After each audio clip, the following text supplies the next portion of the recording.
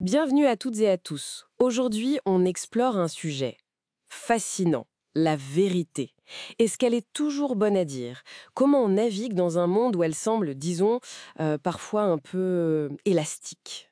C'est une vaste question. Oui, et pour nous aider, on a deux sources. D'abord, un extrait d'article de Patrick Faro qui questionne l'éthique de la vérité, l'idée d'une omission légitime. Hmm, Et puis, un regard plus large, avec la page Wikipédia sur l'ère post-vérité.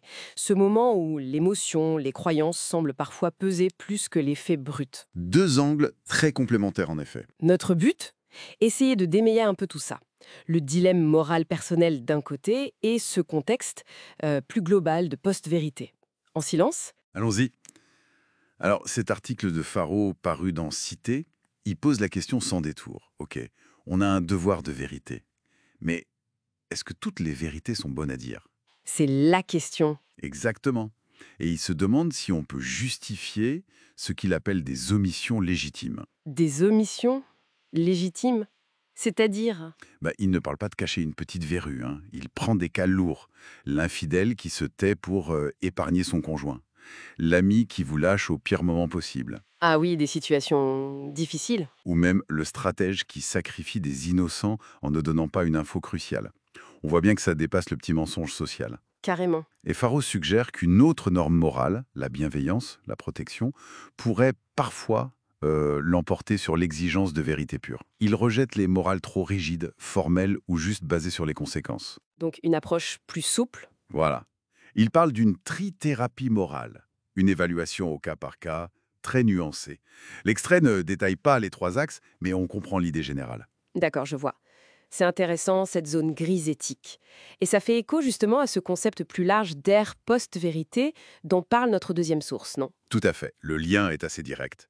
Le terme post-vérité, qui a beaucoup circulé après 2016 notamment, Oui, on l'a beaucoup entendu. il décrit une culture où, en gros, l'émotion et les croyances personnelles influenceraient plus l'opinion publique que les faits objectifs. Et comment ça s'expliquerait selon la source? Plusieurs pistes sont évoquées sur Wikipédia. D'abord, ce primat de l'émotion. Les médias, la politique joueraient beaucoup là-dessus, créant une sorte d'addiction collective aux émotions fortes qui, peut fausser le jugement. L'émotion qui prend le pas sur la raison. C'est ça. Ensuite, bien sûr, les réseaux sociaux. Leur vitesse de propagation de l'info, vraie ou fausse. Et les fameuses bulles de filtre. Exactement. Élie Pariser, Catherine Weiner sont citées. Ces bulles nous enferment dans nos opinions, au lieu de nous confronter à d'autres vues, de stimuler l'esprit critique. La déprofessionnalisation de l'info est aussi pointée du doigt. Et il y a aussi cette idée de surcharge d'infos, l'infobésité. Oui, Jason Arsin, Caroline Sauvageol-Rialand, l'idée qu'on est noyé sous l'information, que c'est difficile de trier, de raisonner, et que du coup on se replie sur l'émotionnel, sur ce qui nous conforte. Logique en un sens. Cela dit, le terme post-vérité lui-même y fait débat. Ah, Gérald Bronner, par exemple, préfère parler de démocratie des crédules. ah oui? Quelle est la nuance? Pour lui, le problème n'est pas tant qu'on se fiche de la vérité, mais qu'on est plus vulnérable à la crédibilité dans cet environnement d'infos dérégulé. C'est subtil mais important. Oui, je vois. Et là-dessus, la source évoque aussi ce concept de bullshit, analysé par Pascal Angel, notamment à propos de certaines figures politiques. Ce serait quoi exactement? Pas juste mentir. C'est ça qui est frappant. Ce n'est pas le mensonge classique, qui lui respecte encore la vérité, au moins pour mieux la tordre. D'accord. Le bullshit, ce serait plutôt une indifférence totale à la distinction vrai-faux. Le but n'est pas de tromper sur les faits, mais de séduire, d'obtenir l'adhésion à sa personne, peu importe la véracité des propos. C'est vertigineux comme posture. Absolument. Mais là encore, il faut nuancer, et la page Wikipédia le fait bien. Critiquer l'idée d'une post-vérité comme phénomène totalement inédit. Ah bon? Pourquoi? On nous rappelle que la manipulation, les rumeurs, la propagande, ça existe depuis longtemps, hein. Les pamphlets au XVIe siècle, par exemple. C'est vrai, ce n'est pas nouveau. Certains, comme Peggy Sastre, suggèrent même que notre cerveau a une tendance naturelle à arranger la réalité. Ça relativise un peu la rupture. Et puis il y a tout le débat sur l'impact réel d'Internet sur nos cerveaux, nos capacités cognitives, Nicolas Carr et d'autres. Est-ce que ça change fondamentalement notre façon de penser? Ou est-ce que ça amplifie juste des tendances qui existaient déjà? La question reste ouverte. D'accord. Alors, si on essaye de synthétiser tout ça, qu'est-ce qu'on retient?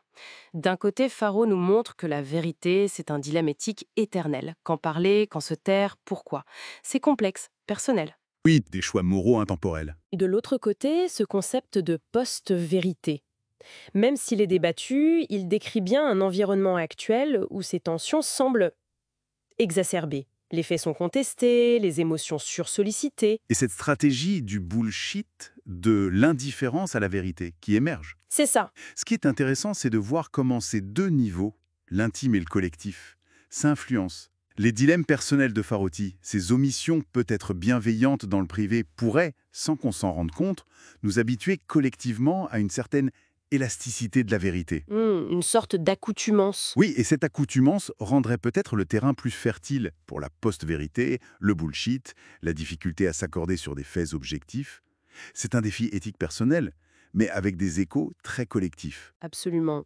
Et pour finir, une dernière pensée qui nous ramène à Faro. Il évoque cette idée, dans des cas vraiment extrêmes, qu'il pourrait être juste de respecter un désir de ne pas savoir. Une idée forte. Oui.